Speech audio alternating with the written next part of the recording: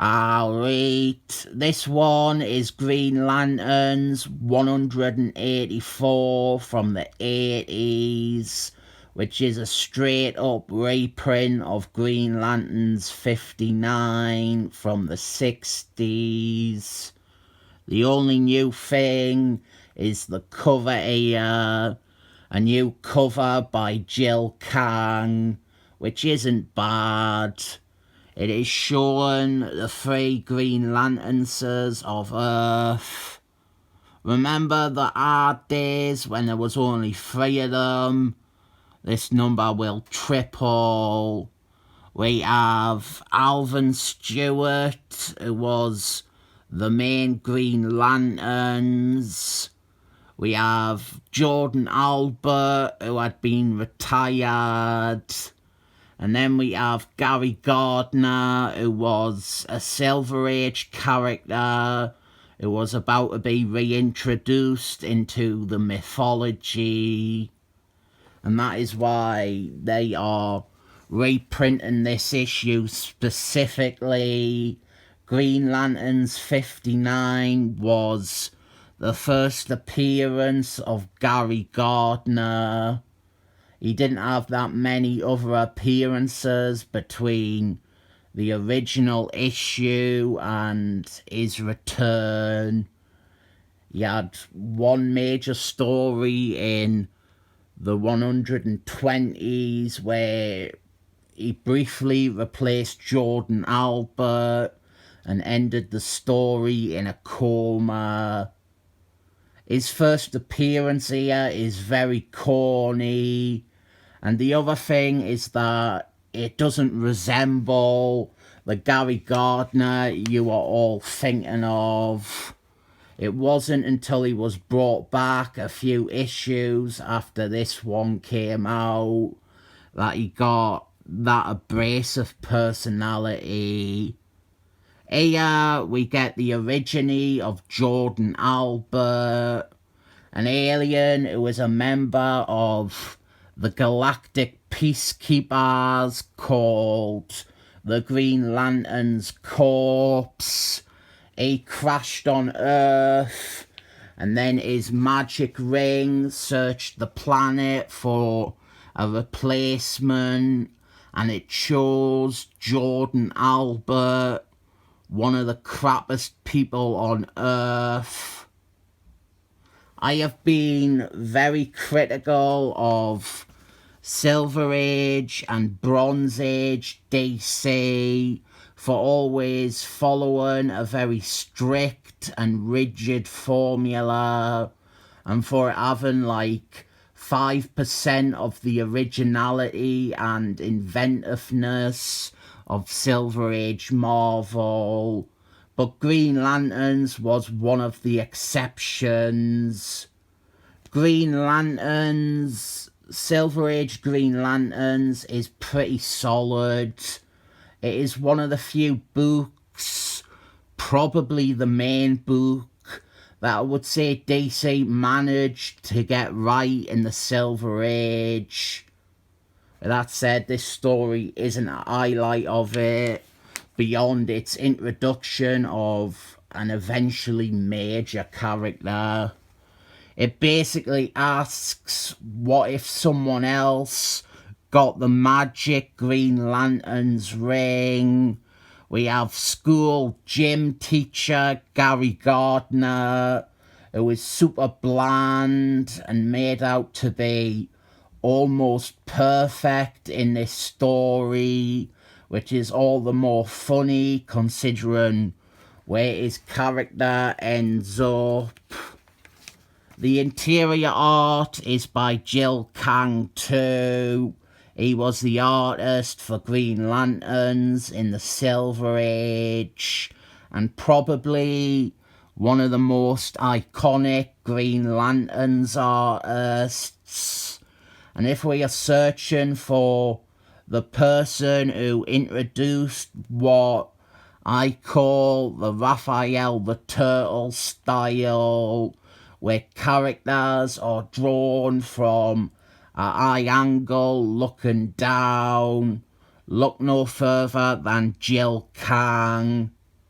The difference is with Jill Kang, he gets away with it a fair amount of time, and it's only every few pages where you notice a big example, like this splash page here.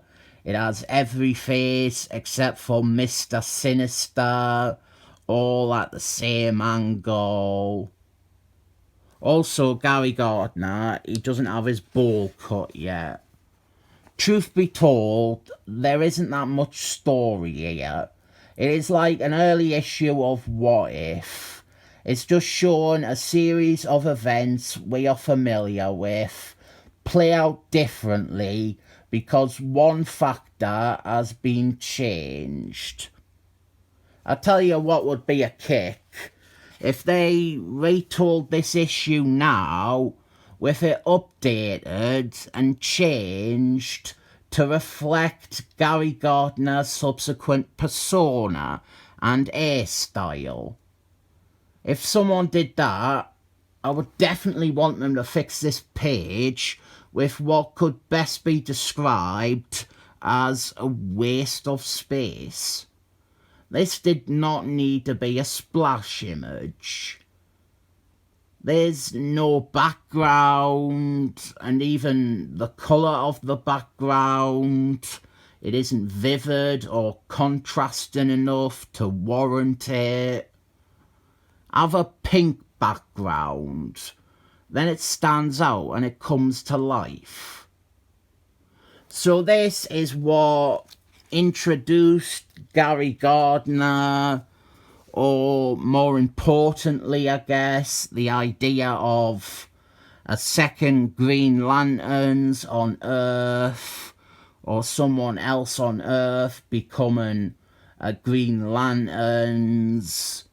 And it was only about 30 issues after Green Lanterns 59 that they introduced Alvin Stewart.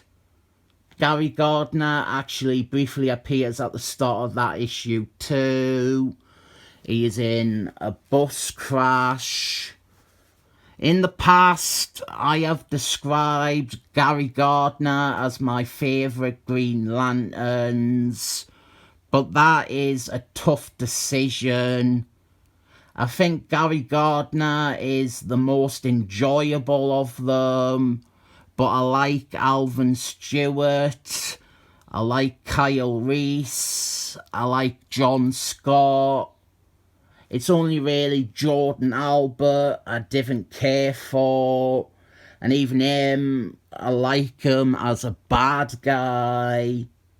I've not really read anything with the newer ones in, that is why I'm not counting them.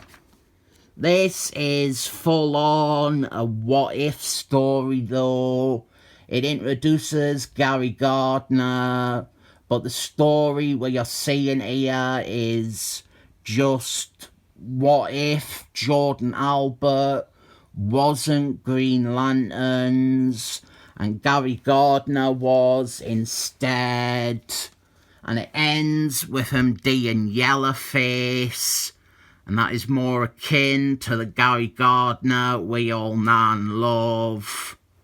So he dies from jaundice, and then we have the real continuity here with Jordan Albert tracking down the real Gary Gardner, who was never Green Lanterns, and then becoming friends.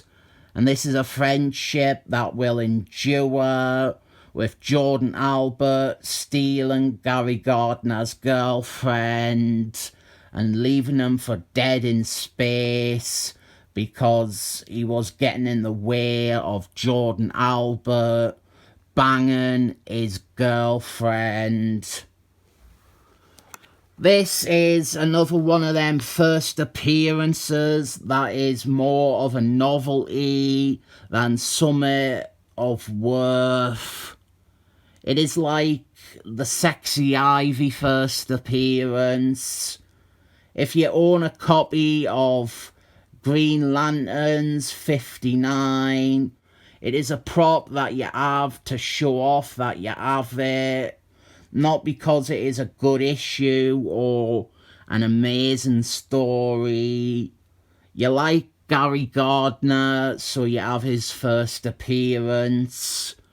With this reprint, I feel no need at all to ever track down or pay silly money for a copy of Green Lanterns 59, and that is useful, so I'll give this reprint issue a 7 thumbs up.